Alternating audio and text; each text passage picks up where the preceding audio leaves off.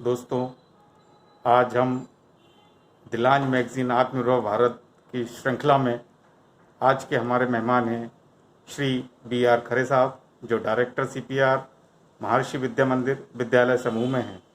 आज हम उनसे जानना चाहेंगे आत्मनिर्भर भारत के संबंध में उनके क्या विचार हैं। खरे सर, आत्मनिर्भर भारत क्या है और इसके बारे में आपके क्या विचार हैं, और ये किस प्रकार से प्रधानमंत्री जी का जो सपना है आत्मनिर्भर भारत का, इसको हम किस तरीके से पूरा करेंगे?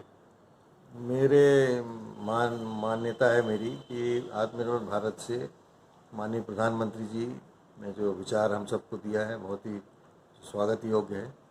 मुझे उसका तात्पर्य ये लगता है कि जो देश की आय है वो देश में ही खर्च हो, देश में ही उसका उपयोग हो। यही मुझे लगता है आत्मनिर्भर। अभी हम देखते हैं कि कोई भी सामान हो, चाहे रक्षा क्षेत्र में हो, बड़े बड़े जो उद्योग क्षेत्र में हो, मशीन की बात हो, तो पैसा तो हम यहाँ कमाते हैं अन्य कई कार्य करके, कृषि हैं, दूसरे कार्य, और कोई भी सामान थोड़ा बड़ा भी लेन बाहर से जो आता है तो सारा पैसा विदेश चला जाता है। ये बहुत ही एक तो आपत्तिजनक तो है ही, साथ ही बहुत ही सोचनीय।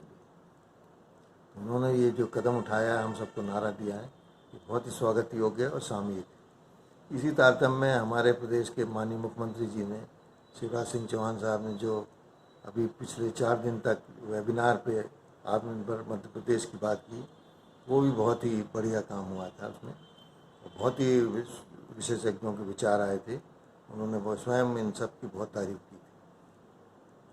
मूल रूप से प्रत्येक हमारे जो प्रदेश है उसमें प्रत्येक ज़िले में कुछ न कुछ खासियत है, चाहे वो कृषि उपज की हो, चाहे खनिज उपज की हो, चाहे वन उपज की हो, या दूसरी कोई भी चीज़ें हो। जैसे हम देखते हैं कि खनिज में बालाघाट क्षेत्र तांबे में बहुत धनी है, कुछ क्षेत्र हमारे कोयला के लिए बहुत धनी है, और लौह अयस्क है, दूसरे अभ्रक है, दूसरी चीज़ें भी, और हीरा भी पूरे जो दुनिया में कुछ ही जगह मिलता है, हमारे हिंदुस्तान में केवल पन्ना ज़िले में। इसी प्रकार से वनोपजें हैं, चाहे वो इमारती लकड़ी हो अलग अलग प्रजातियों की, चाहे वो लघु वनोपजें हो, बाँस हो, ये अलग अलग ज़िलों में इनकी अलग अलग बहुतायत है। कृषि में यदि हम देखें तो मालवा निमाड़ क्षेत्र में कपास है, और इधर चले मालवा में तो दलहन तिलहन है, दूसरे क्षेत्र में जाए तो गेहूँ है, और बालाघाट क्षेत्र में धान है, सिवनी में धान है। बहुत ही बढ़िया है सभी चीज़ें।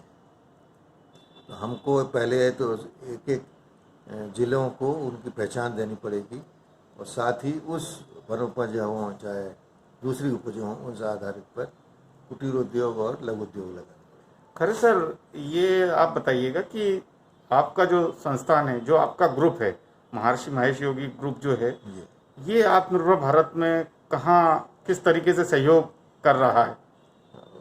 2 तरीके से हमारा जो संस्थान है वो इस क्षेत्र में कार्यरत है।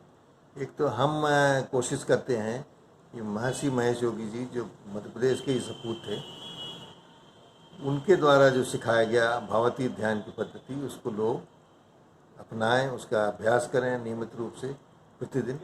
उससे मन जो होता है वो शांत होता है, और शांत मन ही आपकी पूरी स्वास्थ्य के लिए जवाबदार है।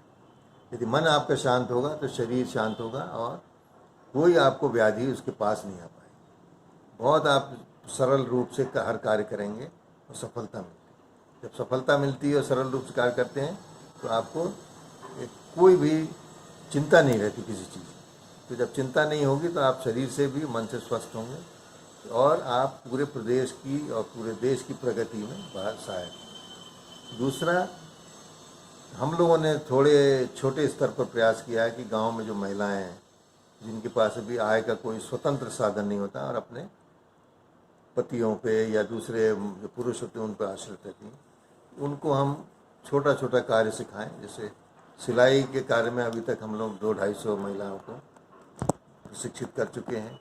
इसी प्रकार जो कंप्यूटर में आजकल है कि उनको पढ़ाई लिखाई कंप्यूटर पे आए, ताकि वो बाहर जाके नौकरी पा सकें, उनको सिखाया करीब करीब 50 महिलाओं को।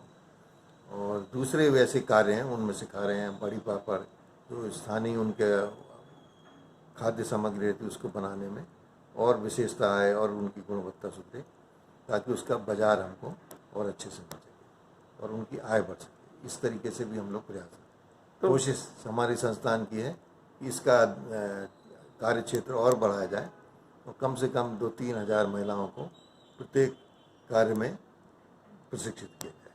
इसमें आप कोई चयनित जिले होंगे आपके जिसमें आपने ये काम शुरू किया है? जी जी, अभी हम लोगों का कार्य क्षेत्र, क्योंकि भोपाल मुख्यालय है संस्थान का, तो भोपाल जिले और रायसेन जिले में अभी कार्य प्रारंभ किया है। और जहाँ जहाँ हमारे विद्यालय हैं, जैसे हमारा ये कार्य सफल हो जाता है प्रयोग, वहाँ भी फिर आगे आगे बढ़ाएंगे। अभी आपने बताया कि महिलाओं को अपना स्वरोजगार देने के लिए आप उनको एक तरीके से प्रशिक्षण दे रहे हैं जी, उनको आत्मनिर्भर बनाने के लिए जो आप प्रशिक्षण दे रहे हैं, तो लगभग आपके इस काम में ये भोपाल जिला, रायसेन जिले की कितने महिला सदस्य जुड़ी होंगी जो आत्मनिर्भरता की राह में चल निकली हैं आपके संस्थान के माध्यम से? अभी तक हमने जैसे बताया आपको कि करीब करीब 300 महिलाओं को हम प्रशिक्षित कर चुके हैं और प्रयास ये है कि इसको धीरे धीरे और संख्या प्रतिवर्ष बढ़ाई जाए। बहुत बहुत धन्यवाद खरे साहब आपका। आपने जो बहुत ही महत्वपूर्ण जानकारी हम लोगों के साथ शेयर की है। आगे भी हम ये आशा करते हैं कि आपकी जो आत्मनिर्भरता के लिए जो आपके संस्थान ने जो कदम बढ़ाए हैं वो बहुत आगे तक जाएं। कई सारी महिलाएं जो आत्मनिर्भरता की दौड़ में अब चल निकली हैं ग्रामीण क्षेत्र में आपके संस्थान के माध्यम से, वो बहुत आगे जाएं। बहुत बहुत धन्यवाद आपका। आपको बहुत बहुत